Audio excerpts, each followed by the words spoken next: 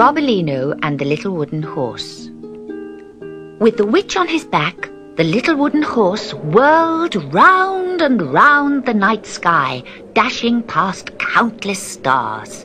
"Let's go higher!" screamed the witch, and up they soared above Hurricane Mountain until the little wooden horse could see the whole of the magic circle. At night it burned with a fire that was completely invisible at sunrise. It was a beautiful sight, but it was also terrifying, for it meant that he and Gobbolino could never escape from the witch. Their only hope lay with the priest, who was on his way across the plain. With the help of his blessing, they might break the magic circle. The little wooden horse was beginning to feel very tired, but the witch would not hear of stopping until the sun's first rays appeared in the sky. Then, with a magnificent swoop, she brought the little wooden horse down onto the mountain right beside her cave. "A wooden horse is better than a broomstick to ride," she cackled. "We shall have some magnificent journeys together." And sitting down on her chair, she fell fast asleep. The little wooden horse ran to waken the sleeping Gobbolino. "Come quickly, quickly! The good priest is on his way, and we must stop him before he tries to cross the magic circle." The two friends rushed down the mountainside until, rounding the last bend in the path, they saw the priest hurrying towards them. "No, no!" cried Gobbolino. "Don't come any nearer! You will be burnt by the witch's magic circle." "Say a blessing! Say a blessing!" called the little wooden horse. "It will help us to break the circle." At this moment, the bats came flying out of their caves, and their shrill screams almost drowned the words of the little wooden horse. But at last, the priest understood what was wanted, and crossing himself, he uttered a blessing. Then, stepping forward, he found himself in a warm, invisible glow. Gobbolino and the little wooden horse could hardly believe their eyes. The priest was standing on the magic circle without being frizzled or burnt. They went forward to meet him and found that they too could comfortably stand on the circle. "You can go through the witch's fire because you are perfectly good," explained the bats. There was no time to lose if the three friends were to escape from the witch. So, with tired feet, they began to walk across the plain, not daring to look back until they reached the priest's house. Then, in the setting sun, they saw tongues of fire flashing around Hurricane Mountain, and Gobbolino's eyes filled with tears. He could not forget that although the witch cast terrible spells, she was also a lonely old woman. She had been deserted by everyone. Not even her cat Sutika was still with her. After a good night's sleep, Gobbolino and the little wooden horse were eager to begin the last stage of their journey home. "I feel I could trot 1,000 miles, said Gobbolino as they waved goodbye to the priest. "We'll be in the forest before sunset," cried the little wooden horse joyfully. The witch now seemed so far away that as they crossed the stream they laughed at the sparkling ripples and pretended to chase the water rats. And then they suddenly heard a familiar sound, the far-off cry of hounds, which was rapidly coming nearer. Their hearts pounding with fear, they hid among the rocks. It was only when the pack was almost within sight that they burst out of their hiding place, clambered to the top of the bank, and had to gallop back across the plain. Panting, gasping, and limping, never pausing to look around or behind them, they ran until they reached Hurricane Mountain. They did not notice when the hounds stopped baying. They did not even notice that the magic circle no longer glowed in the darkness.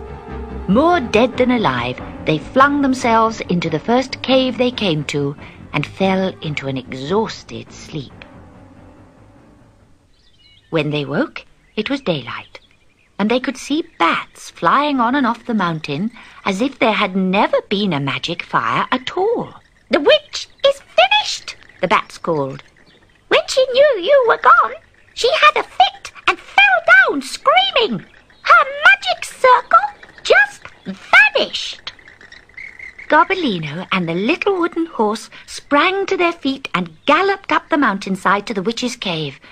At first they thought the cold, still cave was empty, but then they saw something move in the shadows, and a long, sad face looked towards them.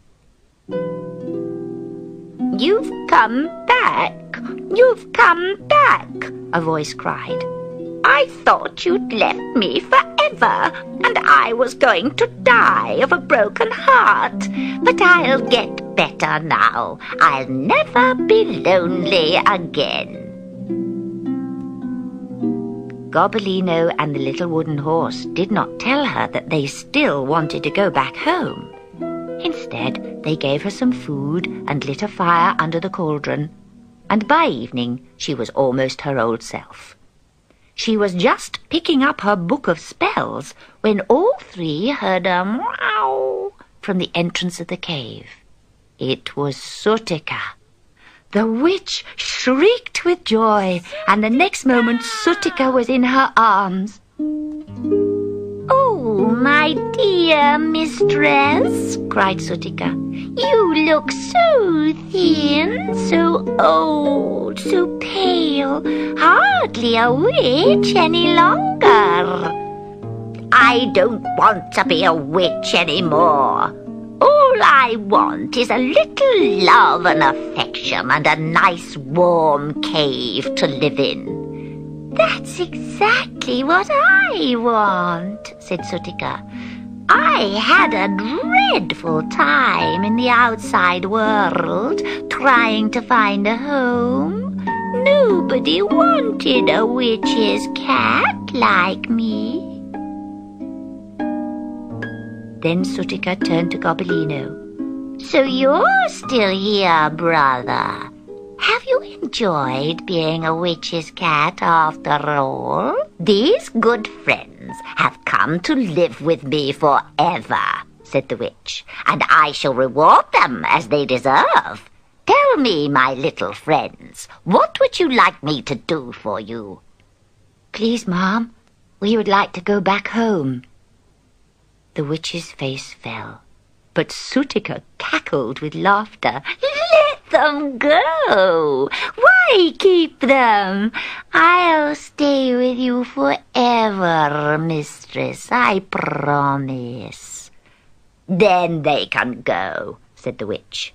"But first I want to make one last spell." "No, thank you," said Gobbolino, edging towards the entrance of the cave. "I think we'll start on our journey now. Goodbye, Ma'am." "Goodbye, Sutika." "Wait, wait!" cried the witch. "I only mean to help you. Quickly, Sutika, get the cauldron ready." At these words, Gobbolino and the little wooden horse bolted out of the cave and hurtled down the steep path. "Stop!" shrieked the witch, and standing at the entrance of the cave, she hurled something from a wooden spoon. 1,000 rainbow-coloured drops fell on the back of the little wooden horse. And all at once, a most extraordinary sensation filled his body. He found himself lifting his wheels from the path. "Gobbolino," he called, "I'm flying! Quickly, quickly, jump on my back!" Gobbolino leapt onto his back, and he soared high into the air. As the witch and Sutika called goodbye, he headed off towards the plain. Soon they were flying over the church, the stream, and the circling pack of hounds. Then, just as the spell was beginning to wear off, they reached the forest. They landed on a carpet of pine needles and settled down to sleep under the watchful eyes of an owl. Towards morning she left them to fly with a message to Uncle Pedar, the kind master of the little wooden horse. She carried another to Gobbolino's farm. So the very next day, when the two friends were walking through the forest, they heard a sound which made them stop in their tracks. It was the sound of children singing. With a cry of happiness, Gobbolino and the little wooden horse bounded forward and galloped along the path, straight into the loving arms of Uncle Pedar and the farm children. They were safely home at last.